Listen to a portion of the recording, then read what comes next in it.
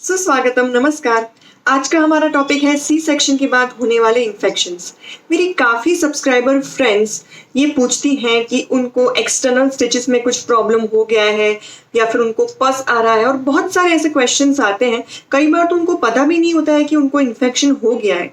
तो इसीलिए आज मैं इस टॉपिक पे बात करने वाली हूँ। मैं बताऊंगी कि क्या क्या साइंस होती हैं जिससे आपको पता चले कि आपको इन्फेक्शन हो गया है और आप डॉक्टर से जाके कंसल्ट कर पाए और अपना इलाज जल्दी से जल्दी कर पाए। So you have tune into first born. Let's get started. First born family में जुड़ जाइए सब्सक्राइब बटन पर क्लिक करके और बेल आइकन प्रेस करना मत भूलिएगा अगली वीडियोस के नोटिफिकेशन के लिए। सबसे पहले बात करते हैं कि ये जो इन्फेक्शन है वो कौन कौन से होते हैं।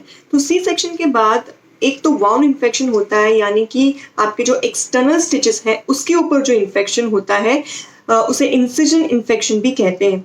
दूसरा इन्फेक्शन इंटरनल इन्फेक्शन होता है जो कि आपके यूट्रस पे होता है, जिसको यूट्राइन इन्फेक्शन भी कहते हैं। और तीसरा होता है यूरिन इन्फेक्शन। तो इनमें से कोई भी प्रकार का इन्फेक्शन आपको हो सकता है अगर आपने अच्छी तरीके से केयर नहीं की तो। और ज़रूरी नहीं है कि सी सेक्शन के 2-3 दिन बाद या 1 हफ्ते बाद या फिर टांके खुलने के बाद ही आपको ये इन्फेक्शन हो, लेकिन आपको सी सेक्शन के बाद 30 दिन तक ये इन्फेक्शन होने के चांसेस नॉर्मली रहते हैं। तो ये वजह क्या है इन्फेक्शन होने की? तो बहुत सारे अलग अलग रीजंस हैं इसके पीछे। सबसे पहला हो सकता है डायबिटीज का होना। दूसरा हो सकता है कि आपकी पहले कोई सी सेक्शन डिलीवरी ऑलरेडी हो चुकी हो, या फिर सी सेक्शन के टाइम पे बहुत ज़्यादा ब्लड लॉस हो चुका हो, लेबर बहुत ज़्यादा टाइम तक चला हो, या फिर आपकी बेदरकारी, आपने अच्छी तरीके से अपना ध्यान नहीं रखा है, इसलिए भी आपको ये चीज़ हो सकती है। तो अब बात करते हैं ये इन्फेक्शन क्यों होता है। तो नॉर्मली क्या होता है कि आपका जो वाउंड है, जो आप बाहर की स्किन है, उसको हील होने में थोड़ा समय लगता है। ये टांके अगर प्रॉपरली इसकी देख रेख नहीं की गई तो इसमें बैक्टीरिया इंसर्ट हो सकते हैं और बैक्टीरियाज फिर स्प्रेड हो सकते हैं, जिसकी वजह से आपको एक्सटर्नल या इंटरनल कोई भी इन्फेक्शन हो सकता है। यूरिन इन्फेक्शन भी हो सकता है। इन्फेक्शन के सिम्टम्स कौन कौन से होते हैं उसके बारे में अब बात करते हैं। जो वाउंड इन्फेक्शन होता है, यानी कि आपके एक्सटर्नल स्टिचेस पे जो इन्फेक्शन होता है, वो कैसे पता चल जाता है कि आपको उस जगह पे रेडनेस जैसा हो गया हो, या फिर थोड़ी सूजन हो गई हो, आपको वहाँ पे थोड़ा दर्द भी कर रहा है, या फिर आपको वहाँ से पस निकल रहा है, तो ये एक इंडिकेशन होता है कि आपको एक्सटर्नल स्टिचेस में इन्फेक्शन है। दूसरा होता है इंटरनल इन्फेक्शन।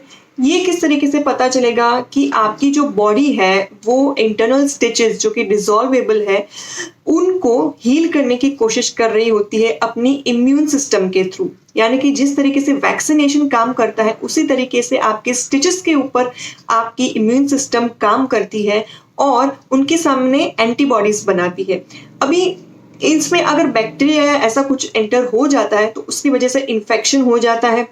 इससे आपको बुखार आ सकता है, आपको एब्डोमिनल पेन हो सकता है, बहुत ज़्यादा पेन हो सकता है, आपको हो सकता है कि वजाइनल डिस्चार्ज हो जिसमें से बहुत ही गंदी बदबू आ रही हो, या फिर हो सकता है कि ज़्यादा ब्लड लॉस हो आपको वजाइनल डिस्चार्ज से, जिसमें आपको क्लॉट्स वगैरह भी दिखाई दे।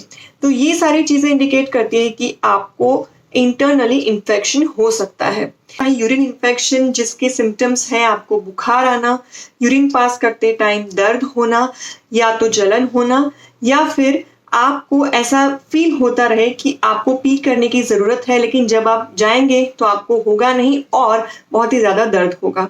तो ये सारे जो इन्फेक्शन के सिम्टम्स हैं उसमें से आपको कोई भी दिखाई दे तो ज़रूर से जाके आपको अपने डॉक्टर से कंसल्ट करना चाहिए, क्योंकि अगर इसमें देर हो जाती है तो आपको वो ट्रीटमेंट बहुत ज़्यादा समय तक लेनी पड़ सकती है, या फिर आपको बहुत ज़्यादा सफ़र करना पड़ सकता है।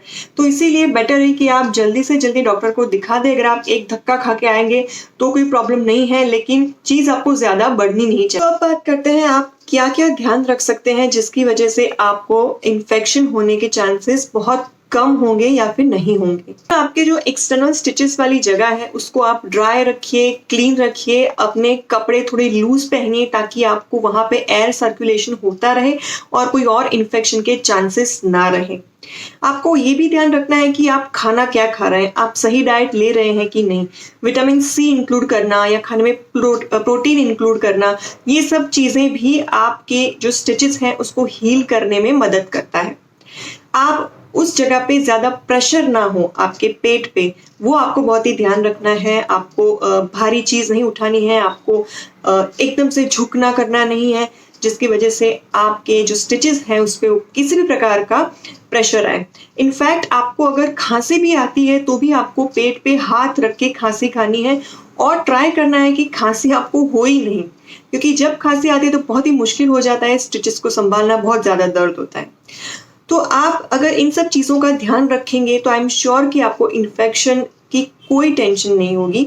और आपको पानी भी बहुत ज़्यादा पीना है। मुझे भी यूरिन इन्फेक्शन हो गया था सी सेक्शन के बाद।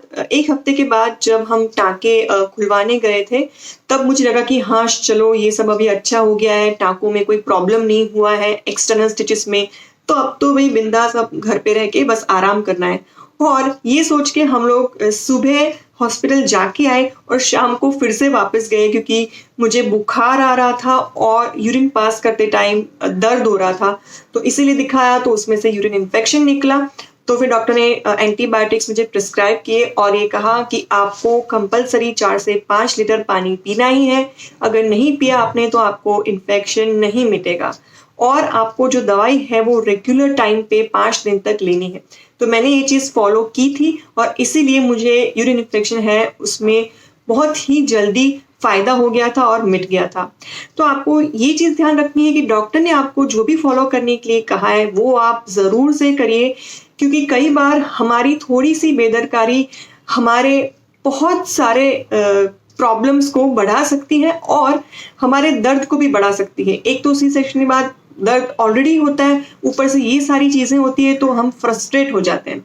इसके अलावा अगर आपको एक्सटर्नल इन्फेक्शन डॉक्टर्स बोलते हैं तो वहाँ पे जितने रेगुलर इंटरवल पे आपको ड्रेसिंग करवाने के लिए बोला गया है तब आप ज़रूर जाइए, या फिर आपको घर पे बोला है तो भी आप घर पे भी रेगुलर टाइम पे ड्रेसिंग करिए और जो भी ऑइंटमेंट या क्रीम डॉक्टर ने लगाने के लिए बोली है वो ज़रूर से लगाइए ताकि आपके स्टिचेस जल्दी से जल्दी हील हो जाए। तो आई होप कि आपको इस वीडियो से हेल्प मिली होगी। अगर मिली है तो ज़रूर से इसे लाइक शेयर कर दीजिएगा और चैनल को सब्सक्राइब करना मत भूलिएगा ताकि हमारी फैमिली बड़ी से बड़ी होती जाए। सो अब मैं मिलती हूँ आपसे अगले वीडियो में, तब तक के लिए बाय बाय।